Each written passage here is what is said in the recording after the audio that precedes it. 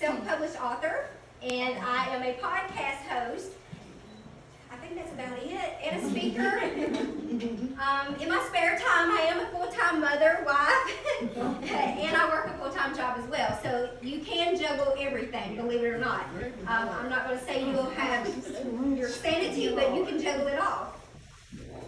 So really what I hope to share with you guys today is just to motivate you and encourage you that it's never too late to start something new, and then to never forget your why.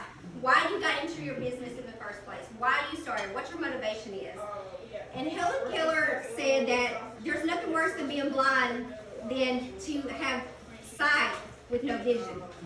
And if you think about that, that's a powerful statement, because if you have no vision in your business or in your life where you're going, or no passion, no purpose, then most likely you're going to fail. Because on those hard days in business, it's like a roller coaster. You're going to have ups and downs, highs and lows, and it's going to be in those lows and those plateaus that you're going to need to know your why.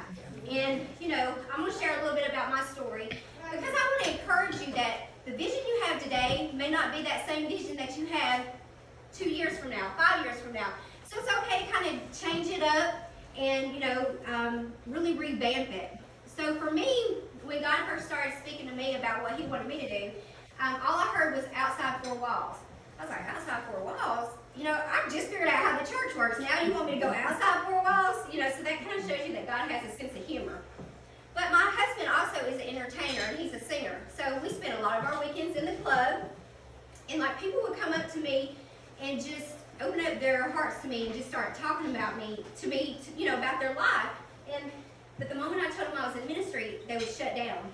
It was like they would pull away from me, and that really bothered me because I love helping people.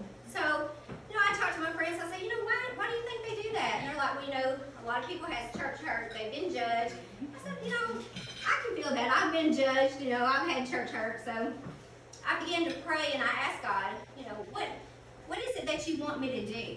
I knew he was calling me to speak. But the thing about it is, I didn't like my voice. It's country and twangy, and I got that long southern drawl, y'all. And so I never liked to use my voice. Well, he started speaking to me about a podcast, and I was like, a podcast? I've heard a few, but I don't know anybody who has a podcast. Because I've always heard if there's something you want to do, get around somebody who's already doing it to teach you how to do it.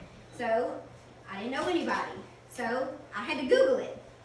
Now keep in mind, I was in school for ministry during this time when he started speaking all this. So it was a lot coming at once. So don't get caught up in the answer of no. Because no don't always mean no. It just may mean not right now. But just be faithful to the vision that he's given you. Whatever that vision is.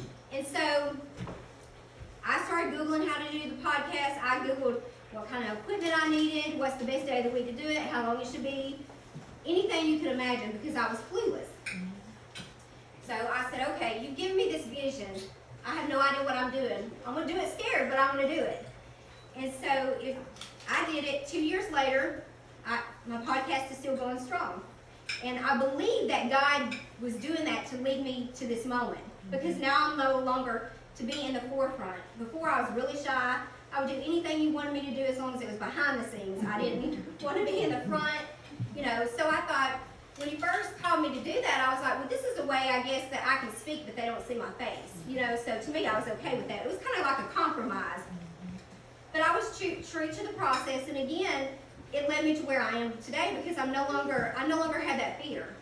And the thing about God is, when he gives you your business vision, whatever it is, he's not going to give you the whole picture. He may give you just puzzle pieces at a time. He may give you the beginning, he may give you the end, but he's never going to give you the middle. The reason why he don't give you the middle, you'll quit. Because it's in that middle part, when you're uncomfortable, when you're being stretched, when you're being pruned, when you're growing. And this doesn't apply to ministry, this is business in general. But it's in that middle part that you're going to remember your why. So no matter what you do, it's going to be on those hard days when you don't have any sales, or nobody's coming to your spot, or whatever it is, that you're going to remember why you're in it to begin with. And like I said, don't be afraid to change it up. So again, I was still in school. I was praying. I say, okay, God, you keep saying outside the walls, but I don't really know what that means. How do I deal with these people that are being drawn to me in the club, and I really want to help them, but they shut down? again, I hear life coach. Now at the time, y'all, life coach was new. I had not heard of it. You know, when I told my husband, he said, "You're making that up." And he's like, "What is that?" You know, and I was like, "I'm telling you, this is what I heard the Lord say, life coach." I said, "I Googled it, it's there." Like, he's like, "Google is your BFF." I said, "It sure is." Because that's the only way I knew to do anything, because again, I didn't know anybody at the time. Again, I researched it, and that's when I found another piece of the puzzle. And I realized, this is a way with my niche, because I really want to help people be the best version of themselves, whatever that version is. You know, when we're given a vision, we think it's supposed to look like somebody else. Our boutique is supposed to look like so-and-so's boutique. Our hair salon is supposed to mimic somebody else's. And, you know, it's okay to be like that, but I think God makes us unique for a reason. And sometimes the reason why we can't find anybody to relate to is because He's given us a vision that nobody else has ever done yet. So we're trying to make it our own. And so just be true, you know, true to yourself in the process. You're going to have hard moments, but don't be afraid to research and to flip it and to change it. So that's what I did. So I decided, okay, I'm going to get certified for a life coach while I'm still going through school. And it was the best decision ever, because even though I know that's not the final piece of my puzzle that He has for me, I do know that that's how I can reach these type people, because now when I tell them, "Oh, I'm a life coach," they're like, "Word, what's that? Tell me more about that." You know, rather than just shutting down and saying, "Oh, she's a pastor, she's a minister, I'm not going to talk to her."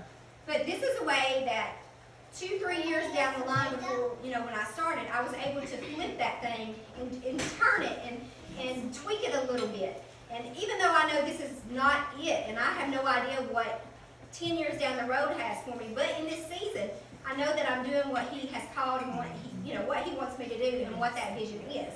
So ladies, it's so imperative in business to never forget your why. So if you have a business or you don't have one yet, or you're thinking about launching one, think about the real reason why you're getting started in the first place. Because if you're not passionate about it, the passion alone is just an emotion. It's not going to make you get out of bed. It's not going to be the thing that makes you grind. It's not even going to be the thing that makes you successful, but it's going to be the why that's going to help you elevate and propel to the next level, because you're going to have that desire, and you've been through the grit. You know, you're going to remember those hard days, and that's what is going to force you and make you to grow. And remember, in that middle part, that's the part where I said you're going to find out your why, but that's the part that is going to motivate you too, because you're going to remember that place, because that's a place of growth. And you can't look back, you can only look forward. And each day that goes by, you can look back and you can do one or two things. You can look back and say, "Well, I wish I had started that business." Or you can look back and say, "Man, I'm glad of how far I came." So I just want to encourage all you guys that no matter what your age is, it's never too late to start. I was in my mid-30s, 2 kids, a whole husband, a full-time job, before I even realized what I wanted to do. But I looked around and I knew that for me, now there's nothing wrong with it, but for me, I just didn't want to be a wife and a mother. I wanted a legacy to leave to my children, or to somebody else, or to help somebody else. So no matter how small you feel it is starting out, don't think small. I always think big picture. When you're first starting out, don't think pop-up signs. Think billboards. No, you got to speak these things over your life. So you may start small, but you can end big. So thank you guys so much for letting me come, and I hope that it just motivated you guys, but never forget your why.